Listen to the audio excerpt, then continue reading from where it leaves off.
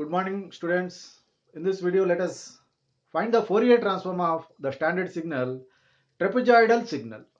See the trapezoidal signal I am considering here.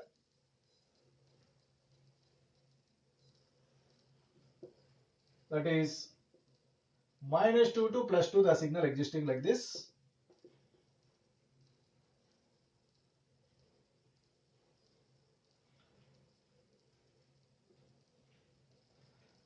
With the amplitude 1.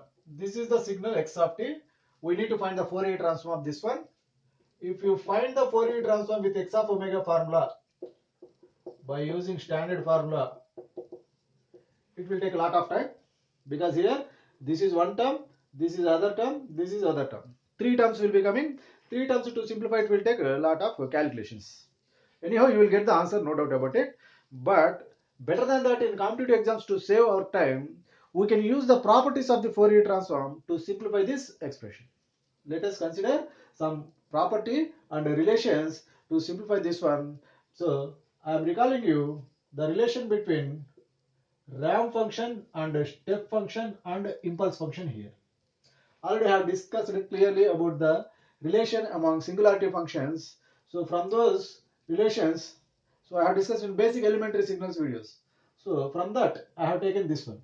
What is this? Derivation of ramp function is step function. Derivation of step function is the delta function. What does it exactly means me?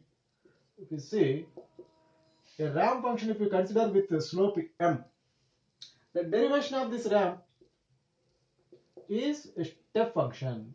And what is the height of this step function means the slope of that ramp function will become the height of this step function. M is the slope. If it is 1, this is also 1. Fine. Similarly, the derivative of the step function is the impulse function.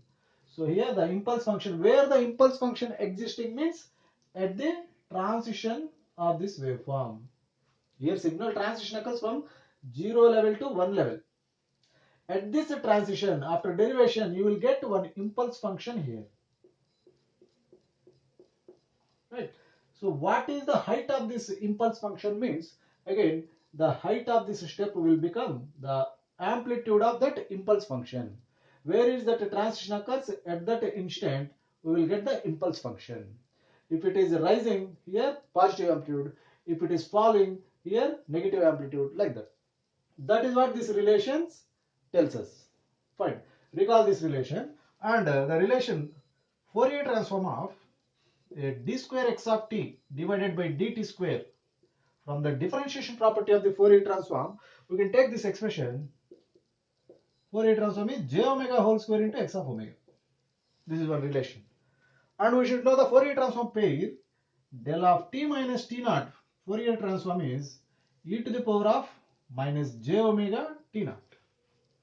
Here you should remember, here minus t naught means here minus t naught will come. Recall these 3 points before solving this Fourier transform problem. Fine. First, here what I am doing means I am derivating this signal x of t. So first step is we are derivating the signal x of t one time, dx of t by dt. Here this is the ramp function. If you observe, on x-axis one change, on y-axis also one change. That means slope is here plus 1. This is mirror image of this one, -2 to -1, +1 to +2. So that this is a falling slope. So that slope value is equal to -1 here. This is constant. So let us consider the derivative. Ramp function derivative, if you observe, slope m means step function with height is equal to slope. Now here, this ramp function will become, after derivation step function, height will be slope 1. Next, the derivation from -1 to +1, it is constant. Derivation of constant is 0, we know. So that it will come back to 0 at -1, and -1 to +1 it is 0. Next, 1 onwards. Here again, falling slope ramp. Here magnitude -1. So step will be having magnitude -1. So that at this instant, we will get -1 amplitude. and 2 onward signal is 0, so that it will coming back to 0. So this is what the waveform we are getting after derivating the given signal x of t. Now let us one more time derivative this signal.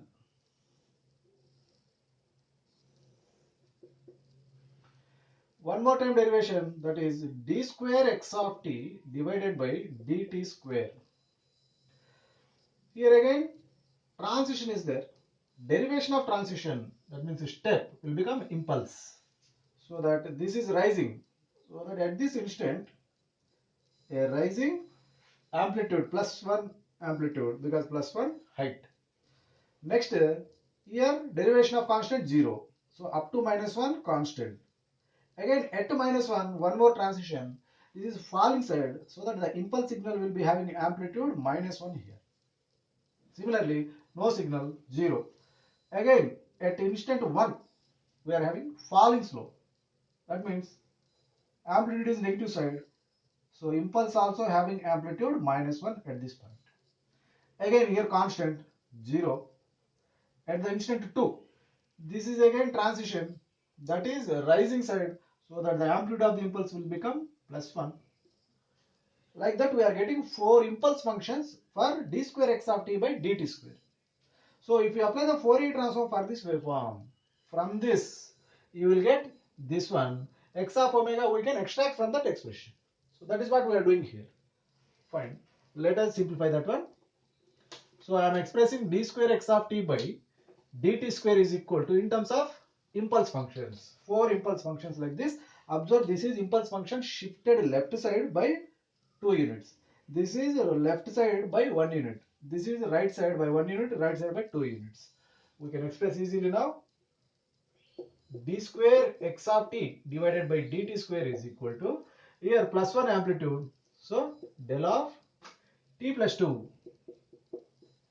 Next this one -1 amplitude, where it is at -1, that means t plus 1. Similarly this one minus del of t minus 1. This one +1 amplitude plus del of t minus 2. This is what the expression we are getting to represent this graph. Fine. Let us apply Fourier transform on both sides.